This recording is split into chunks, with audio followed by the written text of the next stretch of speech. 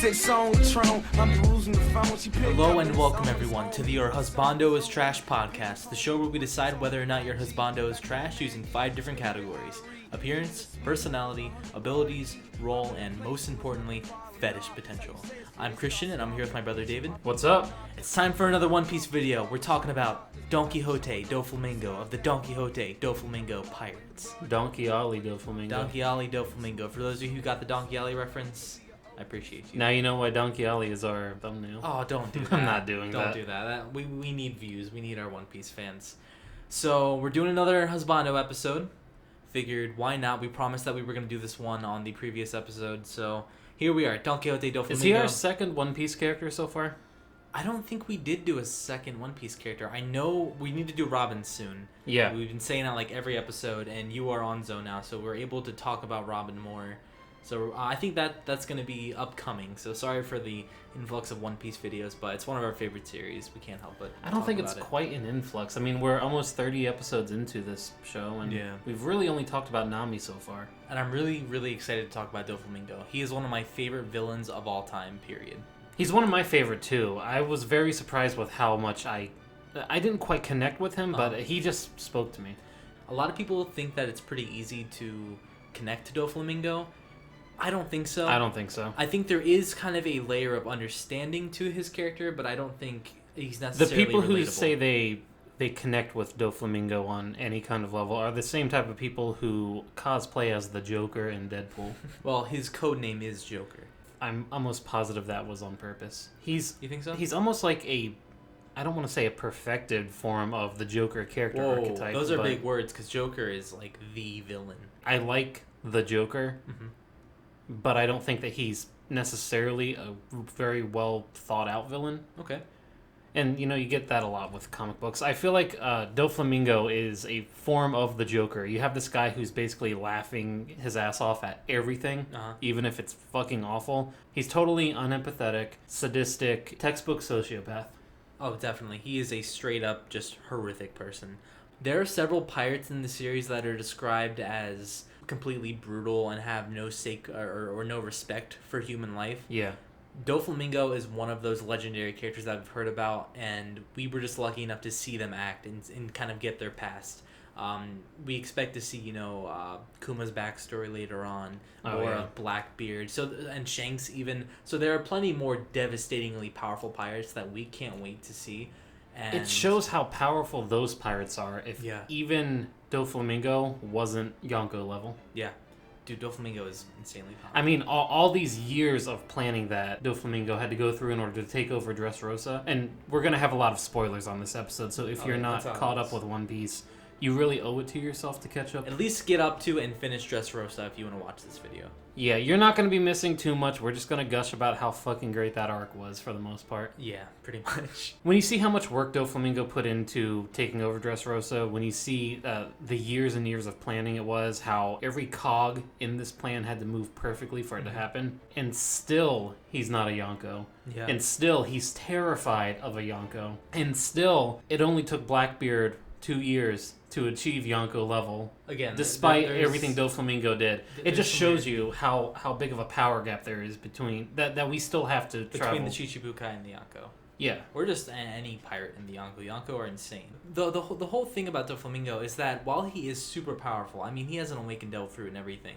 At least before Luffy came in and fucked shit up, he was in a very comfortable, very powerful, and he was kind of just in this state in which he was almost untouchable. He was biding his time for the most part. He doesn't need to be a Yonko. He was helping support Kaido. He was getting help from Caesar Clown, and he was just this major player in this huge major player in the world. Oh yeah, he's absolutely influential. We find out later on that he had been supplying weapons to all sorts of countries. Yeah, which means he's one of the main wars players. Can no longer. Yeah. He was one of the main players in many people's backstories, wars, and different islands, people's history. He's such an important figure in the series. More so than any other villain that Luffy took out in the series, this is going to have repercussions. Oh, totally.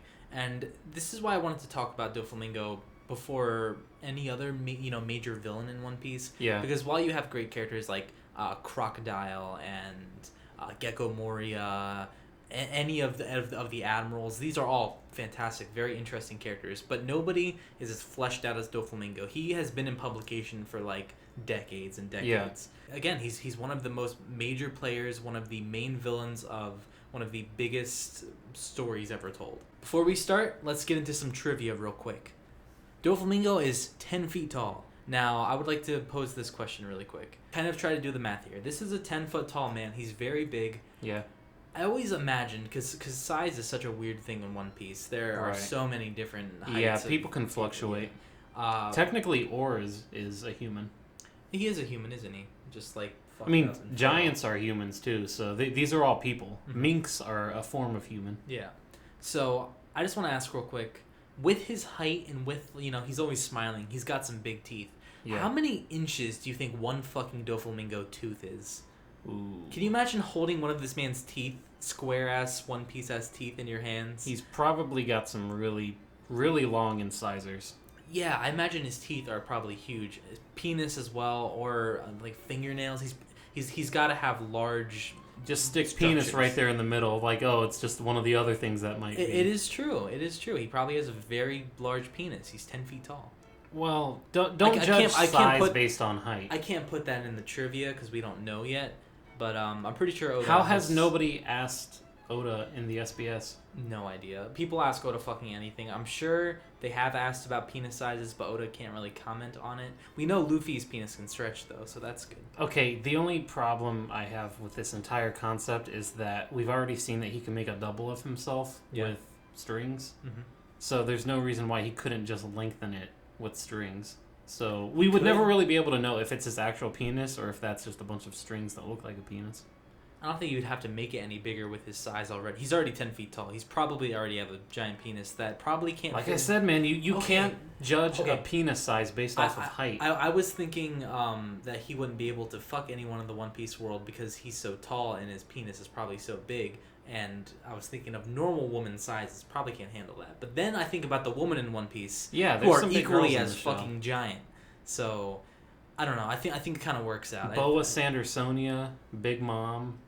Even Robin's 6'2". Robin can create a giant vagina. She can. There's no reason that she couldn't. Huh. Think about it. Technically, Frankie. Frankie? Yeah. What about him? If he wanted to, he could make himself a giant robotic vagina. Oh, yeah, he could do that, but no. You guys ever see The Holy Mountain? For those fans of The Holy Mountain, there it is. Alejandro Jodorowsky. Doflamingo's favorite food is lobster. And I think this is a really funny fact. He dislikes barbecue food because of his childhood trauma when he was almost burned alive at the stake. He almost became barbecue, so now he doesn't like to eat barbecue. He's still a piece of shit. He's still a piece of shit. I think that's really funny, though. That's a funny little fact that he refuses to eat barbecue. He looks like a lobster guy. Oh, totally. Not only is he he looks like he'd really like eating at Jimmy Buffett's restaurant, Margaritaville. Oh, yeah. We'll get into Margaritaville when we get to appearance. But yeah, he is related to like flamingos and shit, so it makes sense that he likes his seafood. And I don't know, I think lobster like really fits his personality for some reason. Because for somebody of his stature, a lobster is but a shrimp. Another piece of trivia for you: Oda could not talk about the relationship between Doflamingo and Viola because apparently it was too adult of a story to tell. Wait, what? A fan asked why they call each other Doffy and Violet. Those are their pet names for each other. Yeah. And someone asked, what was going on here, and Oda said that he couldn't touch on this subject because it was too adult for One Piece. Yeah, some fucked up shit happened there. Yeah. Doflamingo is a fucking terrible person. Yeah. So there's some really dark shit going on there. And our last piece of knowing that. Yeah. I almost gotta take off more points somewhere. Oh no, really? I want to, but I can't really take them off anywhere else. And our last piece of trivia. He's so mad that all he can do is laugh.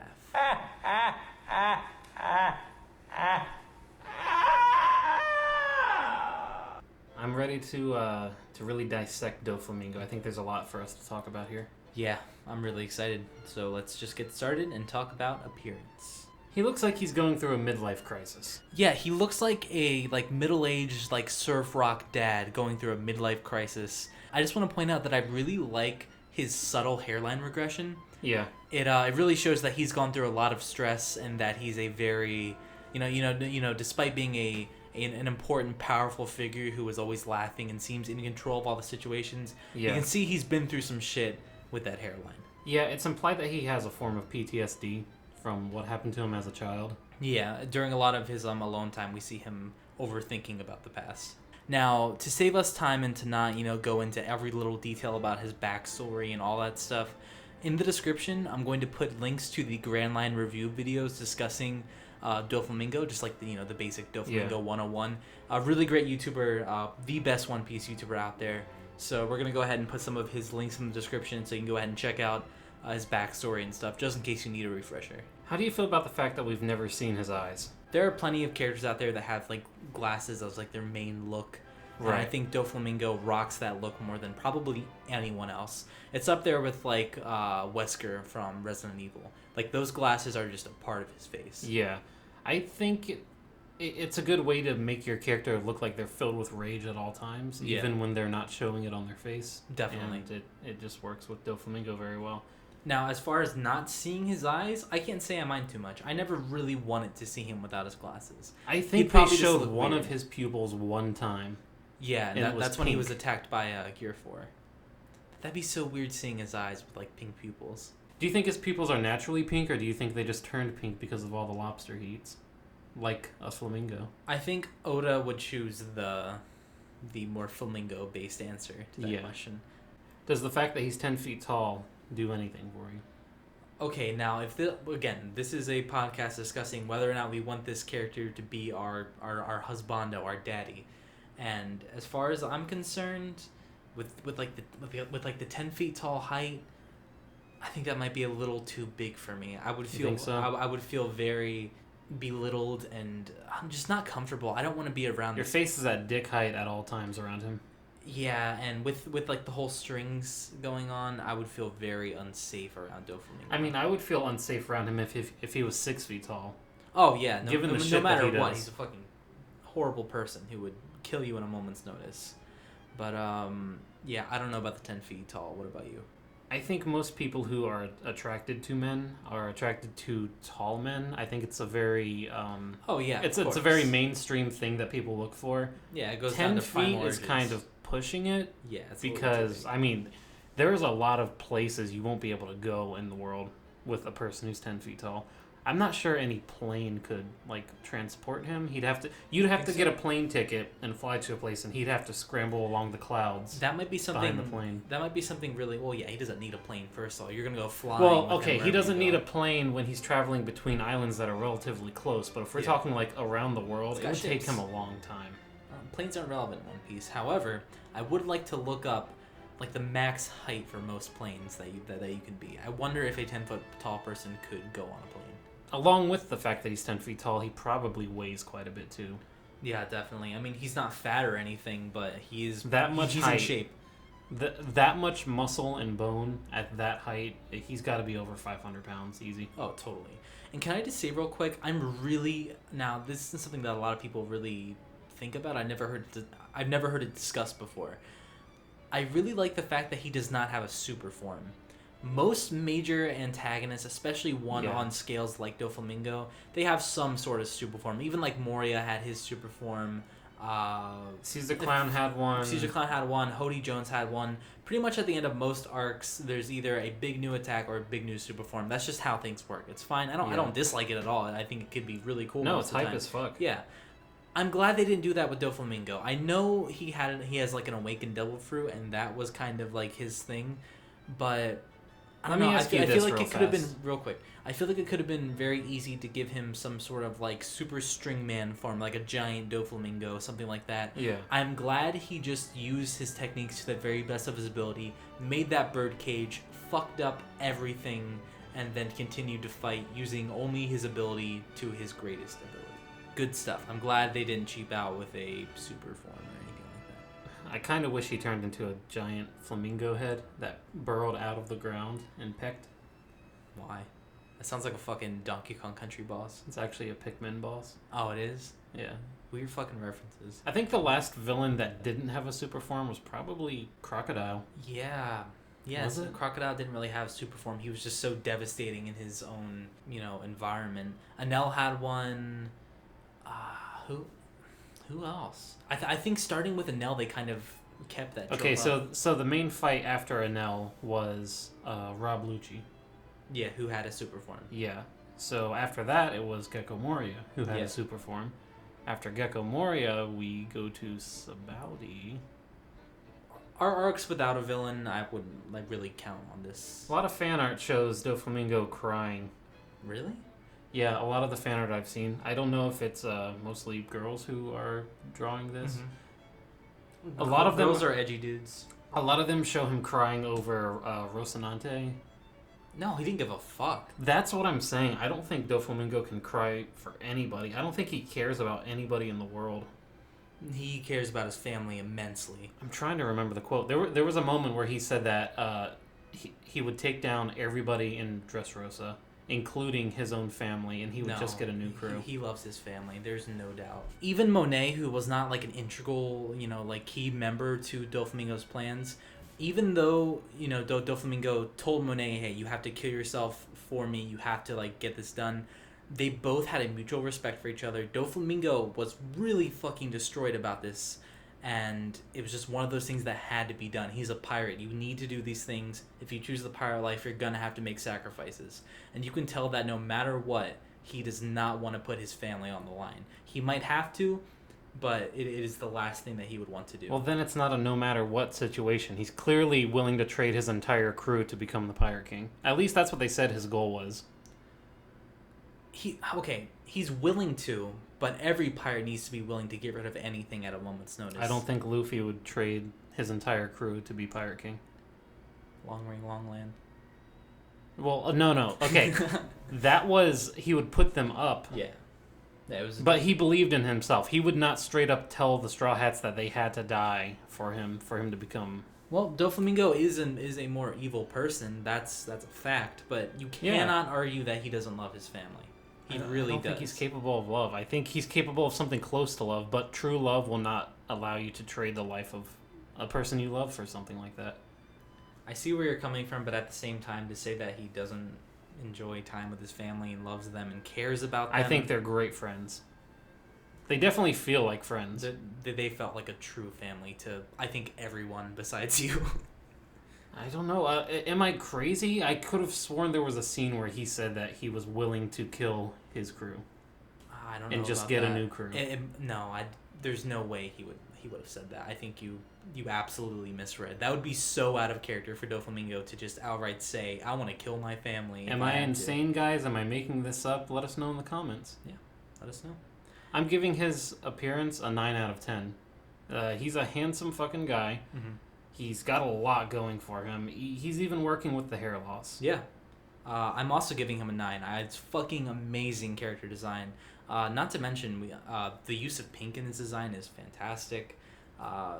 Even his name, along with his relation to flamingos and stuff, literally everything about his design is fucking awesome. I also like the fact that he kind of wears like weird heels. His shoes always bothered me. I loved him. He's wearing these weird heel slippers. Mm-hmm. It almost looks like boat shoes. Yeah. They look fine on him, and I guess they help his bird-like stature a bit more. Another thing I want to add real quick. I don't know what movie it was, what promotion it was. I don't know. But there's this one picture I saw of Doflamingo where it was like a more exaggerated design. And it was for some sort of anime thing. And he had goggles on his head, a more hook-like bird nose. And I've seen that and I loved it. Yeah, and he also has like little wings attached to his glasses.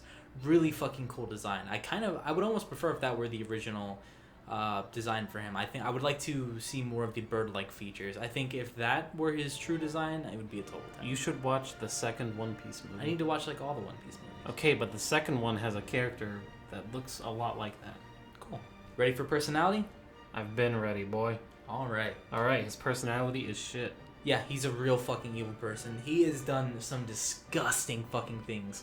When I was first reading Dressrosa, and they showed the whole flashback scene where Doflamingo attached the strings to King Riku and forced him to kill his own people, that was the most devastating, just piece of shit fucking move I've ever seen any villain make. We've seen other villains do mind control, but the fact that King Riku was aware this entire time and screaming for the people of his country to run away from him.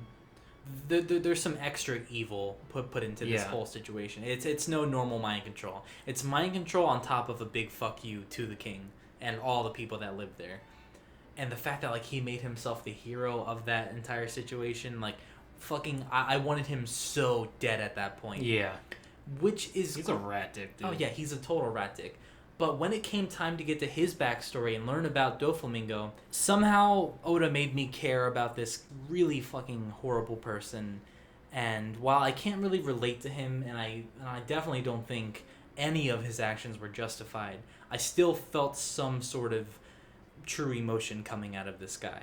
And I think that's fantastic. I felt emotions coming out of him the entire time. Basically, from the moment he learned about what happened on Punk Hazard. But it was always anger. It was always extreme anger. And Oda was great at illustrating this anger with just his poses. Mm-hmm. He moves with this weird jankiness to him. Yes. People say it's bird-like. It is in a way, but to me, he almost moves like a puppet. Yeah. Being pulled by his own strings. And, dude, it was this creepy anger that was constantly exuding out of him. I never felt very compassionate toward him. Even as a kid watching him be tortured, you don't want to see that happen to a child. But you know what happens. But knowing who he becomes and the fact that he's killed way more children and probably done much worse to those children before they were dead. Yeah. I can't feel any sort of compassion for him. Yeah, he deserved to get fucking clapped. Dude, it was so satisfying when he got that King Kong gun. Yes, that was one of the most satisfying hits in the entire... In a series filled with satisfying hits. Yeah, totally. I think now's the time to mention that Dressrosa is both of our favorite arcs. Mm-hmm. It's my personal favorite. Let me go off on a tangent real quick. Go for it. I'm caught up, by the way, so I know what's going on in Wano right now. I've seen it all, and Dressrosa is still my favorite. Way to date the podcast. Now everybody's gonna know that we recorded this in the middle of the Wano arc. Yeah, who cares? People are gonna listen to this. People are gonna be listening to this while they're on Elbaf, going, "These fucking guys don't know shit."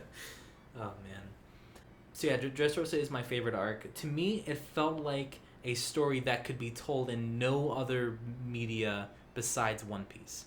This was a grand fucking tale shoved in the middle of a shonen battle manga. Mm-hmm. This is like a Lord of the Rings style true fantasy journey into this just insane situation involving so many different parties, groups, and people. We learned about like 20 fucking characters. Yeah, dude. There are so many characters introduced in this arc that are so integral to the plot that it's not even funny. Pretty much every like gladiator that they meet becomes an honorary Straw Hat by the end of the arc. They're part of the Straw Hat Grand Fleet. Yeah. And I thought that was just fucking incredible. One of my favorite moments in the entire series. I hope it pays off. Grand Fleet. I think everyone's gonna be showing up in Raptel, and it's just gonna be fucking insane. But yeah, I just don't think that Dressrosa could work in any other series. Having this 100-chapter long, just mega arc. Dressrosa is longer than most other series. So not only is there so much going on in Dressrosa, but it is also this major arc that's connecting every other major arc before and after it. And it's because of Doflamingo and his position in the world that after Dressrosa, all the other islands go fucking haywire because they don't have Doflamingo's weapons or his influence anymore. Yeah, Oda intricately connected Dressrosa and the politics of Dressrosa to almost every other major island, and even the major players on board these different crews are all being affected by what's going on here. It's really the introduction to the new world. Totally. Like Fishman Island was a transition. Punk Hazard was fucking Punk Hazard. Dressrosa is our first new world. Shit's going down. Mm-hmm. Now, of course, you needed Punk Hazard to get into Dressrosa. Shouldn't have been that long though. But that's no. We could have cut out the Yeti Cool Brothers. We could have cut out the dragon fight. As cool as the dragon looked, it wasn't necessary, and not a lot of Punk Hazard wasn't necessary. Yeah, most of it. And to this day in Wano, the repercussions of what happened in Dressrosa are still extremely relevant. So I don't know. I don't feel like any other series could have done an arc like this. I think it would have been impossible. This is a once in a lifetime experience. Doflamingo is egomaniacal. Is that your next note on personality? Yeah, he's an egomaniac because he was born as a celestial dragon, one of the people in the upper echelons of the One Piece world. These people are basically worshipped as gods. Yeah, pretty much. They live in a place called Mary Joie. Mary Joie. Yeah. We switch. You used to say Mary Joie, and I would say Mary Hua. Yeah, it's not Mary Hua, it's Mary Joie. Mary Joie. So because of this god complex, it's that's another reason why I don't think he can commiserate with his family as much. But even though he has this god complex, it didn't stop him from killing 2 of his family members. Yeah. This man, and I'm not saying the Donquixote family, I'm saying his actual flesh and blood, his father and his younger brother, slaughtered them both for basically no reason. Yeah. I mean, he had a reason, but his reason was bullshit. Yeah, no, again, not justifiable. He was a little kid throwing a temper tantrum. Yeah, absolutely. And he's kind of never mentally evolved out of that little kid throwing a temper tantrum state. He again, like you said, he has PTSD. He was totally traumatized by the past, and he's doing everything he can to get away from it. And if that's being a douchebag and killing a bunch of people, then that's just the way it's going to be. What's his ultimate goal? Because Monet mentioned that he wanted to become the Pirate King. She actually says, as her parting words to him, I believe that you'll be the Pirate King. But that doesn't seem to make much sense when he says to, I think it was Law or Luffy, that his entire goal is to just fucking destroy everything. Again, I think his goal was already kind of met. I think he was comfortable being the king of Dressrosa, and I don't think so. I think he had something planned. Do you think there's more to it? Yeah, he wanted to destroy everything. You don't do that by just... That doesn't mean I'm going to be an arms broker. That means he wants to destroy the world. Yeah. And he probably had bigger plans in mind. And doing he was whatever's probably, on Raftel, yeah. He probably has some kind of idea that the One Piece can alter the world in some way. Mm-hmm. And that's just me, thinking out loud. Yeah, I don't know if we're going to be able to see any of that, because I'm pretty sure Doflamingo's role in the story is complete. Most people He'll be back. You think so? He'll be back at Raftel. Raftel is going to be everything. It's going to be moving forward times fucking 100.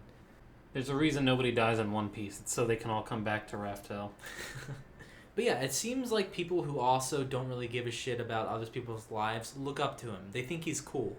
They enjoy spending time with him. Again, with the whole family aspect, it looks like he's super close with people who are equally as fucked up, which I think is really cool. But again, it's one of those things where I wouldn't want this person to be the only people that seemed equally as fucked up to him, to me, were his 3 commanders. Yeah. The Treble, none of them had a regard for life, though. That's the thing.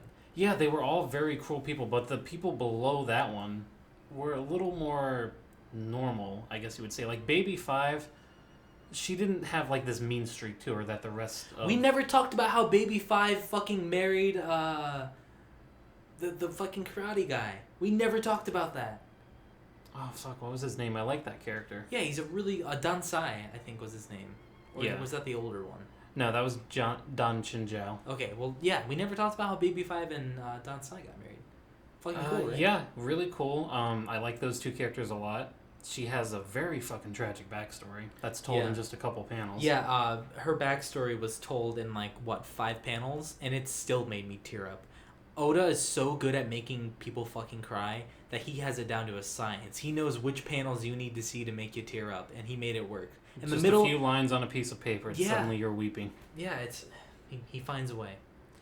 But with all this being said, he would be a great character. We can go on and on about how fucking fantastic Very of well a written villain he is. But do I want him to be my husbando? Hell no. Shit boyfriend. Fuck no. Shit boyfriend. Not happening. As a character, the personality is getting a 10. But due to the podcast, he's going to get a 2. I'm giving him a 1. 1? Yeah, straight up fuck Doflamingo. Well, yeah. He's pretty awful. But I'm giving him that extra little point because I think fucking maybe if I were maybe a member of the family somehow, we might be able to get along. But for the most part, no. He's a shithead. He keeps people around who are useful to him. And after they're useful to him, he might warm up to them. Yeah. Welcome you as part of the family. But for the most part, if you're not in some way useful to him, you're not going to stick around. Yeah, I agree. Ready to go into the shortest part of the podcast? Shortest part? Yeah. What's so short about abilities? It's kind of... Okay, there is his devil fruit, which is the Ito Ito no Mi. It's the string fruit. Again, I'm going to link another Grand Line Review video in the description. It's the devil fruit encyclopedia of the Ito Ito no Mi. It'll tell you all about the devil fruit in case you need a refresher. But the short synopsis is he can control strings. It's essentially Stone Free from JoJo, but taken to 1,000,000 because his devil fruit is awakened. One of the very few awakened devil fruits in the series, which means he can turn other things into strings. He can turn anything into strings. So not only is he creating strings from his own body, but these strings are essentially anything around him. I also believe these strings can be clad in hockey. I believe that's what the purple coloring on the strings the aura coming out of them. So I believe I was wondering in hockey too. If they had hockey abilities. I assumed if they didn't, they wouldn't be able to penetrate Luffy's hockey armaments. Yeah, I'm pretty sure that those are hockey coded. But yeah, that is an insane ability. Pretty much the ability to just kill anyone from anywhere. And then there's the bird cage, which once the bird cage happened in Dressrosa... The bird cage was one of my favorite ticking clocks in the series. Yeah, I love when series have a ticking clock. Like, this is going to happen in this amount of time. Chaos ensues from there. And then you see how everybody slowly comes together and fights against it. Yeah, it was fucking awesome. The whole bird cage was just pure genius. It's one of my favorite moments in any source of media. We both immediately thought of Mad World. The moment okay. There's a game called Mad World in which everyone is in certain districts and they're pretty much just forced to fucking kill each other. It's just a pure bloodbath. And that's what Dressrosa becomes. People are being attached to strings and killing each other. Family members are murdering each other. Allies are killing each other. It's just, again... Best friends are saving over each other's games. Yeah, that's real fucked up. Yeah, dude. Yeah, it's just really nasty situations happen when the birdcage came about. And it's just another situation in which you want Doflamingo to get his ass kicked.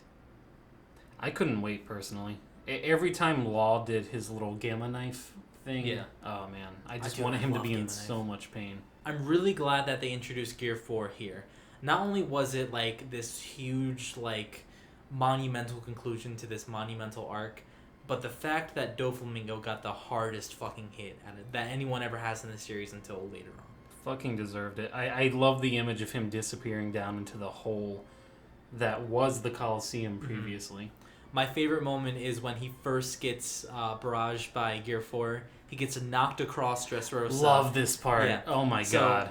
This is comedy gold. So Luffy activates Gear 4. Doflamingo is this looks stupid. This is bullshit. And then Doflamingo gets fucking clapped, and he gets sent across this island. Doflamingo lands in front of a bystander. Okay, he does more than get clapped. He takes... Doflamingo isn't a man that has felt the impact of a punch in probably 15 years. Yeah. That's how powerful he is. So he gets punched across an island. Yeah, fucking... You gotta illustrate it for... oh my god, dude. He gets knocked the fuck out. So Doflamingo gets up. He landed by a pedestrian. This is the first time he has talked to any normie, any pedestrian in his entire life without killing them. Yeah, without a sickening... Yeah.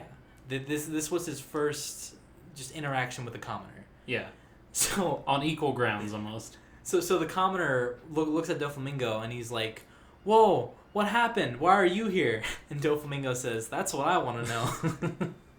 It's so oh my funny. God. Yes. That's what I want to know. Fucking he doesn't know what gold. the fuck just happened. Yeah, he just saw this goofy fucking mascot looking kid bouncing toward him, and immediately he's on the other side of the island with a fucking whooped ass, trying to figure out what the fuck happened. It's almost like when King Crimson's ability activates, and you're just like, "Whoa, what the fuck? What the fuck happened?" Yeah, that part was just great. Besides the Ito Ito no Mi and all of its great applications, which don't... Well, I do want to talk about the applications, because while he's essentially just controlling strings, his crazy imagination has come up with a lot of really strange ways to use that. He can control an entire country's worth of people. Yeah. That's major. Yeah, devastating. That's absolutely major. Have we talked about the fact that he can heat his strings super hot and essentially turn them into laser beams? Yeah, another little like Japanese sort of grammatical thing. Yeah. Is grammatical a word? Grammatical, yeah. Yeah. So another one of these weird like Japanese grammatical things. So the string fruit is called the Ito Ito no Mi, but Ito sounds a lot like Hito, which means heat in Japanese. Yeah. So when he burns the strings, Ito, Hito, it's kind of a clever pun. Okay, when he first did it, I was like, well, how are you heating it? Yeah. And it's just one of those things where he just does it. I'm thinking it's one of those vibrating the strings together really fast, or tightening them, or again, shooting them out so fast that they do catch fire. Maybe, something like that. A lot of people in One Piece cool, can catch fire if they want to. It's cool, and like you just said, there's a Japanese thing when it comes to like a single straight beam coming out of someone's finger that just destroys. I like that. Frieza did it first, I think. I'm sure somebody did it before Frieza. Frieza made it popular. And you know, before I got to Dressrosa, Doflamingo reminded me a lot of Frieza. Yeah, a lot of people will say that he's like the Frieza of One Piece, which he kind of is. He's kind of like this huge warlord taking over everything and all that stuff. Major villain, whatever. Outside of his Ito Ito no Mi, he also has armament haki. Yep. Conqueror's haki. Whoa, yeah, Conqueror's haki. Let's talk about that. Yeah. That's pretty much the ability to just knock out everyone within a premise of you. As long as you aren't a big boy, you're done. Yeah, absolutely. If you guys have ever played Earthbound, do you know that like when you gain a level, suddenly like the rat enemies will run away from you, and you just walk into them and they're gone? That's Conqueror's haki. Pretty much.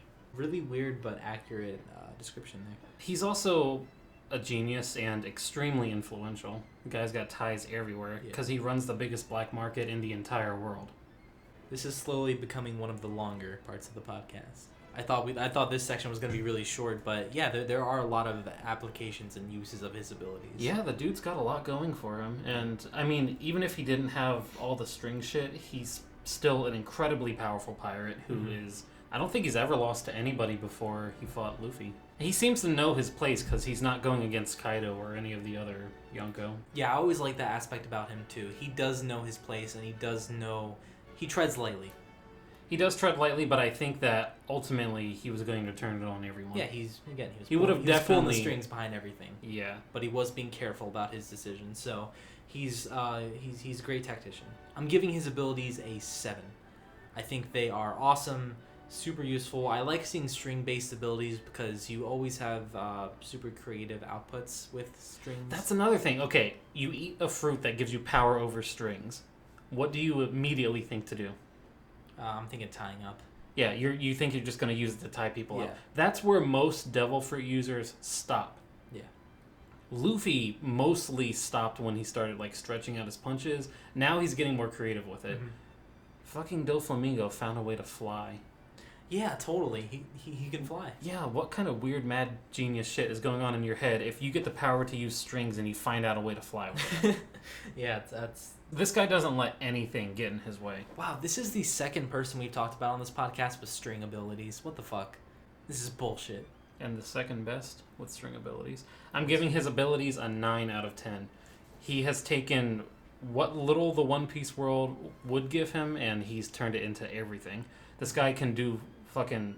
It's on par with... This guy could be the Pirate King. Yeah, it's on par with Luffy, using his, like, rubber abilities to such a fucking, like, massive extent. He's really the only character besides Luffy that I've seen give his Devil Fruit ability such thought. Yeah. Really good stuff. Not to mention his fight with Luffy was incredible. Yeah. Alright, let's talk about Roll real quick. So, I'm just going to read right off my notes. So, he's one of the Warlords of the Sea. You see him really early on in the series as just another one of the major imposing figures of One Piece. Mm-hmm. So his kind of character is brewing in the background. You know he's there the whole time. You're waiting for his major, role in the story. Kind of like how we're waiting to see fucking like Edward Weevil, like right now. Like when the fuck is Weevil gonna show up? But or Shanks. Or Shanks. Yeah, he's one of those characters. Not on the level of Shanks. I don't think anyone's gonna top Shanks as far as like hype factor goes. But I don't know, man. Whenever Buggy shows up, I'm just like it's Blackbeard and Shanks. Those are like the most hype fucking characters. There are, like, Buggy is hype, don't get me wrong. But when you see... You never really liked Buggy as much as I did. No, I still think he's cool. I like to see classic characters always. But I think the major ones are Blackbeard and Shanks. You see him kind of in the background. You're waiting for his arc to show up, and once he does, it just delivers in every single category. He delivers as a character. The arc delivers in every single way imaginable, and that includes fights, characters interaction, lore, story, world building, all of that. He also ties together several arcs, including their characters, motives, backgrounds, everything. He fleshes out so much of One Piece. Without him, there'd be a massive hole in this. He's a key puzzle piece. Yeah. Roll is getting a straight up 10 out of 10. Could get nothing else but a 10 out of 10. Just a exceptional character, and his role in the story is so important. I would argue we haven't talked about a character on the show with a more important role in the story, and we've discussed main characters before. You've convinced me. I was going to give him an 8, but I'm actually going to give him a 10 as well. Yeah, there's no question there. There's no arguing that. He's very, very important. Okay, but before we head off onto our next category, I just want to I want to zoom out a bit and just talk about what he does in the world. So he's the captain of the Donquixote family. Yes. This is a strange family filled with a lot of strange people with their own tragic backstories. Who's your favorite member? Oh, come on. We both know what my favorite member is. Senor Pink. Oh, dude. Oh, my God. Senor Pink. I'm sorry. I know we were, on a roll, but we need to talk about Senor Pink versus Frankie real quick. At the time, this was, my favorite fight I've ever read. Yeah. If not that, it was, the most manliest fight I've ever read. Right now, Luffy versus Katakuri is currently my favorite fight ever made in any source of fiction ever. I would like to do a whole episode about him and his fight. That fight is on a whole nother level. Wait, are we doing your Husbando is trash about a fight scene? Is the fight scene your Husbando? Sort of. I want to do Katakuri later once you get caught up. Okay. But, so yeah, that's my favorite fight ever made. But Senor Pink versus Frankie is pure fucking manly. Dude, I don't even know how to get the words together to describe this fight. The artwork was fantastic. The weight, the depth, you could feel every Let's explain single to hit. our viewers the basic steps of the fight. So, two men decide that one of them has to be knocked out. Yeah. That's how most fights start. But these two men decide that they're only going to take each other's attacks rather than try to dodge or block. Yeah. And outman the other man. Yes. So there's only two attacks. One person is punching, the other person is suplexing. Yeah, so it's just a brutal series of hard-boiled suplexes and fist barrages. Back and forth, back and forth. Back and forth for hours and hours on end. For most of Dressrosa, while everyone else is doing their thing, Frankie and Senor Pink are just annihilating each other. And as the fight goes on, they grow this friendship and respect for each other. And I mean respect like I've never seen before. As the fight goes towards its conclusion, they're both exhausted, they're both beat up, and the fight needs to end before they die. So they're both just shooting out their strongest moves, their biggest suplexes, the hardest punches. They both decide they don't have any gas left. They're about to fall, both of them. Senor Pink says, I've got one more attack in me. If it doesn't destroy you, if it doesn't defeat you, I'm done. Yep. And so Frankie decides, okay, I'm going to take it. Both men, knowing what's going to happen, shoot upward into the sky. Well, swimming, but whatever. Essentially, it's a giant suplex off of a skyscraper. The artwork is absolutely incredible. When I first read this, I'm not one to be afraid of heights. I like roller coasters and stuff. This made me feel a little nauseous. Mm-hmm. This is a massive suplex. All the previous attacks, you can feel the weight. You can feel the punches. You know how bad it hurts. Whenever a character was suplexed, it normal suplexes look devastating. So when you see them jumping off of this skyscraper and you see how high up they are, your heart sinks. You know that this is going to fucking suck. And when Frankie stands up after taking that suplex, let's explain what happens on the way down. Okay, go ahead. As they're flying through the air, Senor Pink looks at the sky, and it reminds him of his past, and he just mentions the names of his wife and his child. Frankie somehow picks up on this, even though he's being suplexed out of the sky. Mm-hmm. And the attack lands, and Frankie is somehow able to stand up after this. After the suplex, Senor Pink knows that he has nothing left in him. He crosses his arms and just takes the next attack. He knows he's lost. After this, Frankie does one of my favorite attacks of all time, period, in any form of media, and that is Frankie Iron Boxing. It is like my favorite fist barrage. It's drawn beautifully, even especially in the colored manga. It looks beautiful. Yeah. And this is one of my favorite tropes. It's when you are punched into a flashback. This happens here, and it's done perfectly. As Frankie is just annihilating Senor Pink with, like, just painful looking fist barrage, Senor Pink, arms crossed still the entire time, recalls his past. We get a very tragic and beautiful backstory to Senor Pink. Lots of tears, very sad stuff happening here. And there's just this respect between the two. Senor Pink is down, he can't keep consciousness, but Frankie tells him, if we ever meet again, tell me about this woman that you mentioned, because he knows the fuel behind this fight, behind this man's passion, is that woman.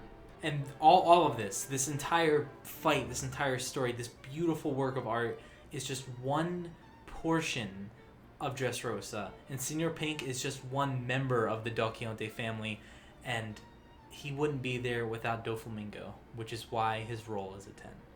Well, after that heart-rending story, do you want to get on to the most important part of our podcast? Most important part? Fetish potential. Fetish potential. I guess if you like giant dudes, that's a thing. I know he is really fucking tall. We mentioned this. Did we mention in the last episode how girls like hands? Oh yeah. So he's a giant dude, so he's got to have giant hands. Yeah. Did we talk about it?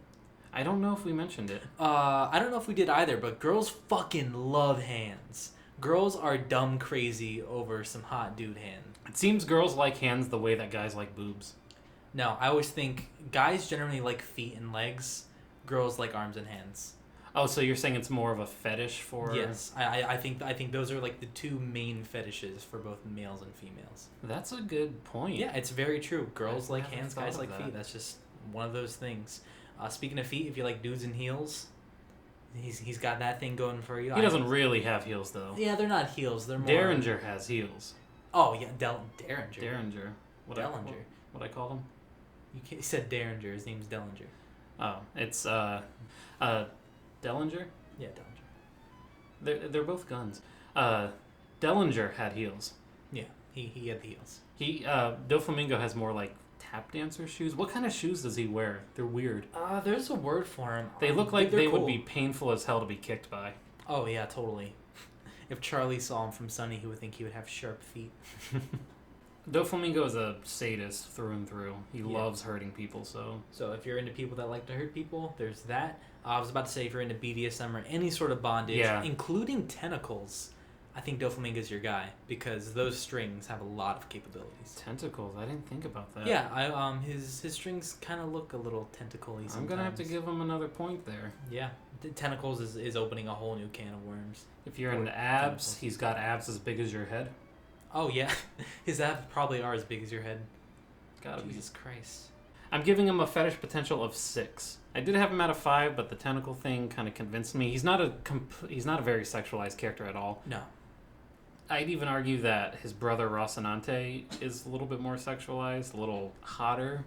Yeah, totally. I'm sure Doflamingo has his fans. I've seen some weird artwork of Doflamingo. Yeah, no, there's definitely some people that want Doflamingo to be their daddy out there. I also gave him a 6. Some interesting stuff, again, the hands, the heels. If you like single dads, too, he definitely is looking Is he a dad? Well, he's not a dad, but he looks like a single dad. The hairline, the fucking, like, again, the whole midlife crisis he's look. rocking the single dad look. I think he needs some actual progeny. Totally. Solid 6. In fact, I think most of our scores this episode were just about the same. Wow, yeah, true. What's your final score? So his final score would have been a 42 if I was allowed to give his personality a 10. Yeah. But his personality is a 2 because he's a rat dick. So his final score ended up being a 34 out of 50. Very high score. Again, one of my favorite villains of all time. One of my favorite characters in my favorite series of all time. That was a lie, though, because JoJo is my favorite series. True. I gave him a 35. Damn, one more point. Yeah, one more point, and that was just that little Yeah. fetish potential tentacle point. Yeah, that we would have had the exact same score, but just due to that little tentacle point, just a little bit ahead of me. If Doflamingo was in any way showed any kind of true kindness in his heart, he might have been like a fucking perfect score for both of us. Yeah. That leaves him with a final score of 69, Oh, 69, dude. Woo. Perfect score for a perfect character. Do you think 69 will be the highest score we ever give any character on the Husbando podcast? No. We're dude. The moment we talk about JoJo, Jonathan is getting a perfect score. Man, Jonathan would actually be the most perfect husband in the entire world. Probably. Like, Jonathan is perfect. But that's besides the point. I almost don't want to do Jonathan now. It's almost unfair. Yeah, it is kind of unfair. I instead of the Daddy of the Decade, I think Jonathan's going to be awarded like the Daddy of the Millennium Award. Perma-daddy. Speaking of which, of that, ooh, you almost owed me a soda. Why would I owe you a soda? It's whoever says jinx first. Ah, fuck. Is Doflamingo our Daddy of the Decade? No. While I love him as a character and while I think he is exceptional, he would be a horrible daddy first and foremost. The whole daddy aspect here ain't happening at all. Everything else is happening fine. Like, he's a warlord and shit. He's got his shit together. But no. Not happening. Fuck Doflamingo and fuck anybody who says that he isn't a fucking terrible person. I think we say fuck this and then fuck everyone who likes this every episode. So hateful. Just like, I hate everyone who doesn't like what I like. I mean, of course we're joking. Okay, obviously we love all of our viewers. So if Yeah. you're listening to this, no fuck you. But also kind of fuck you. If you're going to stand by what Doflamingo stands for. If you're going to stand by what Doflamingo stands by, put in the comments why. Do that. At least make your reason entertaining. Yeah. Oh, where would you take Donquixote Doflamingo on a date? I would take Doflamingo... Okay, I don't think I would take him on a proper date. I would like to spend time with his family. I would like to try to get in, become one of the pirates. Kind of like what Bellamy was trying to do. Except succeed, hopefully.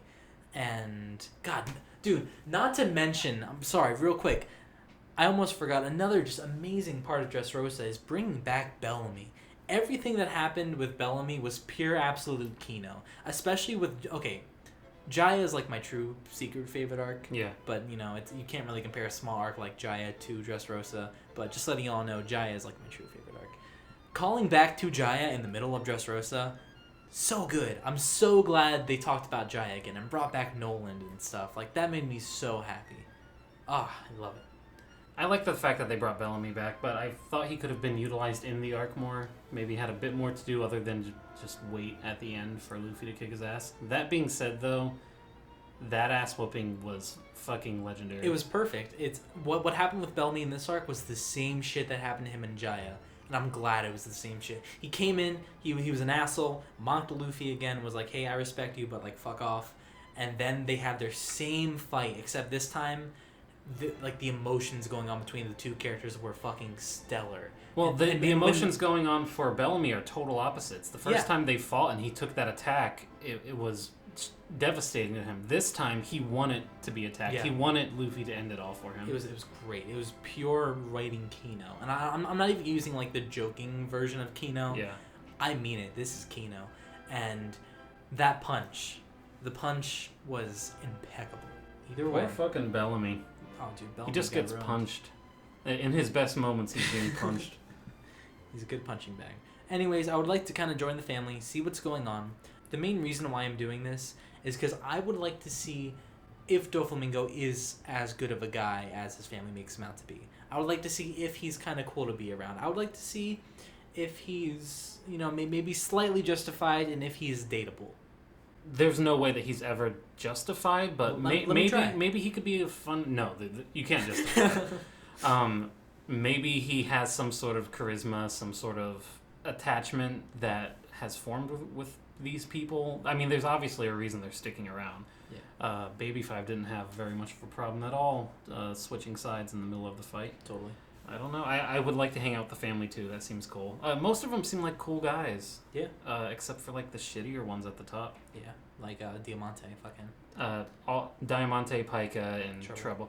Even Treble seems kind of fun. Like, piece of shit, but fun. Yeah, totally. Kind of like your friendly neighborhood It's like being in like a Suicide Squad kind of situation. So we're the fucking Suicide Squad. What about you? Where are you taking them out? Toys R Us Black Friday. Oh, dude, no. Yeah, boy. That would be devastating. Okay, so think about it like this. Oh, dude, I've already thought about surrounded by people. I thought about every possible. Like, dude, you get the bird cage on that shit. Oh my god, fuck it. That's the first thing we do. Dude, you can get any toy you want. Well, no. Well, here, this is the thing, though. He's used to being around toys. Oh. Yeah, I didn't think about that aspect. Oh, shit. If we're what bringing, if he brought sugar? That's what I'm saying. If he brings the rest of the Donquixote family with us, we're getting all the fucking deals, all right? You guys aren't going to be getting the cheap PlayStation 4 because I'll have the last copy. Dude, you get in the bird cage and you start manipulating people with the strings, not to mention Sugar's whole toy thing. Oh my god. It would literally be the same thing as Dressrosa, but on like a miniature scale, which I think would make it even more just... And no straw hats. Yeah, no straw hats either. That'd be a good date. It'd be a fun fucking date. I'll take out some holiday shoppers. Holy shit, I think this is our longest episode. Really? Yeah, hour and 10 minutes recording right now. It's going to be shaved down. Yeah, I'm going to shave it down quite a bit, but it's still going to be probably over an hour. Hell yeah. It just goes to show that we can really talk about One Piece for a while. I know we might ramble a bit and might like go off on tangents. We gush a lot, but it just shows you how attached we are to this series. Thank you all for watching. We hope you enjoyed this long episode. Thanks for sticking through. Make sure to put in the comments how you feel about Doflamingo and if you think he's your personal daddy of the decade. If you want to email us, that is waifutrashpodcast@gmail.com. Our Twitter is waifu_podcast. Our Facebook page is the name of the show. And if you want to support us on Patreon, if you really enjoy what we do, that is your Waifu Is Trash. We really appreciate all the support, all the likes, the comments, the subscribes. We like to hear your feedback. Let us know what you think. Have a good day. All that fun stuff. You're the best. David, do you have any last words? Keep God out of Dressrosa. Keep God out of Dressrosa. Do it for God.